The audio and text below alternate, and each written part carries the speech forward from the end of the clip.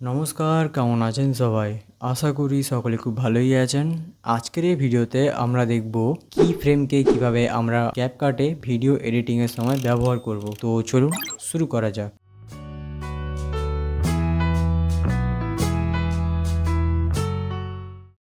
ওকে, so আমি এখানে ক্যাপকাটকে open করে রেখেছি। আজকে আমাদের ভিপিএন এর প্রয়োজন পড়বে না। তো প্রথমত আমি এখানে ক্রিয়েট প্রজেক্ট এখানে ক্লিক করব। আর কি ফ্রেম যেহেতু প্রত্যেকটা ভিডিও এডিটিং সফটওয়্যারেই থাকে এবং সেটা ফ্রিতে ব্যবহার করা যায়, আমি এখানে দুটো ফুটেজ ইম্পোর্ট করব। একটা ফুটেজ হলেও চলবে। আচ্ছা, এরপর হচ্ছে কি ফ্রেম জিনিসটা কি আর পাবোই বা কোথায়? তো পাবো হচ্ছে প্রত্যেকটা টুলসের পাশে এই যে ডায়মন্ড শেপের যে অপশানগুলো দেখতে পাচ্ছেন, যার উপরে মাউসের কার্সারটা নিয়ে গেলে অ্যাড কি ফ্রেম বলে লেখাটা আসছে, ওটাই হচ্ছে কি ফ্রেম। আর কি ফ্রেম হচ্ছে একটা পজিশন থেকে আরেকটা পজিশনের মধ্যে অ্যানিমেশন করার জন্য মেনলি আমরা কি ফ্রেমটাকে ব্যবহার করে থাকি। যেমন আমি ভিডিওর প্লে হেডটাকে একদম ভিডিওর শুরুতে নিয়ে যাব। এরপরে যে স্কেল, যেটা মেনলি ভিডিওকে জুম ইন জুম আউট করার জন্য ব্যবহার করা হয়, আমি ওর পাশে যে কি ফ্রেমটা আছে ওর উপরে ক্লিক করব। এটা ব্লু কালার হয়ে যাবে আর সঙ্গে এইখানে একটা কি ফ্রেম অ্যাড হয়ে যাবে এই যে ব্লু কালারের। আশা করি আপনারা বুঝতে পারছেন। আমি আনডু করছি, এই যে চলে গেল, আবার এলো। তো এটা হচ্ছে এখানে একটা কি ফ্রেম বসলো। এরপর আমি কিছুটা দূরত্বে গিয়ে আমি স্কেলটাকে 150 করে দিচ্ছি আর এন্টার টেপার সঙ্গে সঙ্গেই এইখানে একটা কি ফ্রেম অ্যাড হয়ে গেছে, এই যে। ওকে, সো এখন অ্যানিমেশনটা হয়েছে ঠিক কিছুটা এইরকম। এখানে দেখতে পাচ্ছেন স্কেলটা বাড়ছে, আমি কিন্তু কিছুই করছি না, অটোমেটিক হচ্ছে।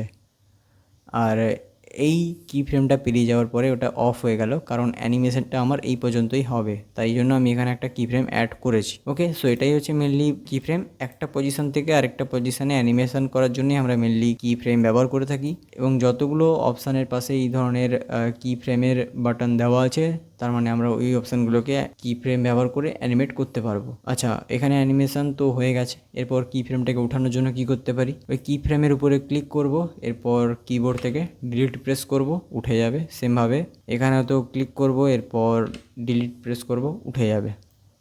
আচ্ছা, আপনারা অনেক সময় দেখে থাকবেন ভিডিও যখন শুরু হয় ফার্স্টে ব্ল্যাঙ্ক স্ক্রিন থাকে, সেখান থেকে আস্তে আস্তে করে ফেড ইন হয়, যেটা আমরা অ্যানিমেশনের মাধ্যমেও করতে পারি। অ্যানিমেশনে যাব, এখান থেকে ফেড ইন ফিল্টারটা অ্যাপ্লাই করব। ওকে, এখান থেকে ফিল্টারের ডিউরেশনটা বাড়িয়ে দিব, তাহলে আমার ভিডিওটা কিছুটা এইরকম ওপেন হবে। বাট সেম জিনিস আমরা কি ফ্রেম দিয়েও করতে পারি। কীভাবে করব? প্রথমত আমি যাব ব্লেন্ড অপশানটায়। ওকে, এখানে দেখতে পাচ্ছেন একটা অ্যানিমেশনের জন্য কি ফ্রেম দেওয়া আছে। আমি প্লে হেডটাকে একদম শুরুতে নিয়ে যাব, এরপর অপাসিটিটাকে একদম ডাউন করে দিয়ে একটা কি ফ্রেম লাগাবো। এরপর আমি 20 সেকেন্ড সামনে আসবো আর এটাকে ফুল করে দেব। তো এখন আমার অ্যানিমেশনটা দাঁড়িয়েছে কিছুটা এইরকম। ওকে, সো আমি এখানে কি ফ্রেমটাকে ধরে আমি যদি একটু উপর সামনের দিকে টেনে আনি, তাহলে আমার ভিডিওটা একদম স্মুথভাবে ওপেন হবে। সেমভাবে আমি এখানে নিয়ে এসে যদি একটা কি ফ্রেম অ্যাড করে দিই আর একদম শেষে গিয়ে যদি এটাকে অফ করে দিই, তাহলে আমার ভিডিওটা কিছুটা এইভাবে শেষ হবে। সো এই হচ্ছে মেনলি কি ফ্রেম। তো এইভাবেই আমরা কি ফ্রেমকে ব্যবহার করে আমাদের ভিডিওকে অ্যানিমেট করতে পারি।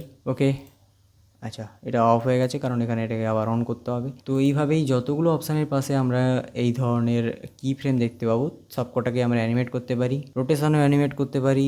তার জন্য আমি এখানে এনে প্লে হেডটাকে এখানে কি ফ্রেম অন করলাম, কিছুটা সামনে গিয়ে এটাকে এক রাউন্ড ঘুরিয়ে দিলাম। ওকে, তো আমার ভিডিওটা এখন হয়েছে কিছুটা এইরকম। ওকে, এবং যতটা আপনি এখানে কি ফ্রেম ব্যবহার করবেন সেইটুকুনি জায়গার মধ্যেই একমাত্র অ্যানিমেশন হবে, বাকি অ্যানিমেশন হবে না। মাস্ক অপশানে গিয়েও আপনারা অ্যানিমেশন করতে পারেন। যেমন হচ্ছে আমি আরেকটা ফুটেজ আনছি। ওকে, সো এটার উপর থেকে মাস্ক সরিয়ে দিচ্ছি। এরপর এর উপরে গিয়ে আমি কোন মাস্কটা দেওয়া যায়, আচ্ছা, আমি এখানে পজিশানের মধ্যে এখানে কি ফ্রেমটা অন করলাম, এরপর এটাকে একদম নিচের দিকে নামিয়ে দিলাম। কি ফ্রেমটাকে আমি একটু সামনের দিকে নিয়ে এসে রাখলাম আর প্লে হেডটাকে একদম এই ভিডিওর শুরুতে নিয়ে গিয়ে এটাকে করে দিচ্ছি কত, মাইনাসটাকে উঠিয়ে দিচ্ছি। জাস্ট এই 540 আগে মাইনাসটাকে উঠিয়ে দিলাম, ভিডিওটা একদম উপরে উঠে গেল। তো আমার এখন ভিডিওর অ্যানিমেশনটা দাঁড়িয়েছে কিছুটা এই রকম। ওকে, তো এখানে -540 ছিল, আমি জাস্ট মাইনাসের জায়গায় মাইনাসটাকে উঠিয়ে দিয়েছিলাম। সিম্পল ক্যালকুলেশান, আমার ভিডিওটা দাঁড়িয়েছে কিছুটা এইরকম।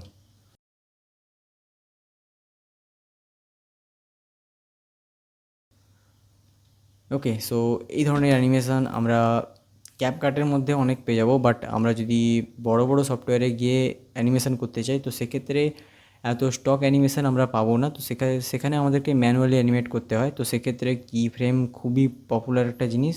যাই হোক, আশা করি আপনাদের কি ফ্রেমের সম্পর্কে একটা ধারণা হয়েছে এবং পরবর্তী ভিডিওগুলোতে আমরা কি ফ্রেম ব্যবহার করে অনেক মজার মজার অ্যানিমেশন তৈরি করব। আজকের ভিডিওটা এই পর্যন্তই। যদি ভিডিওটা ভালো লাগে অবশ্যই একটা লাইক করবেন, চ্যানেলটা সাবস্ক্রাইব করতে ভুলবেন না।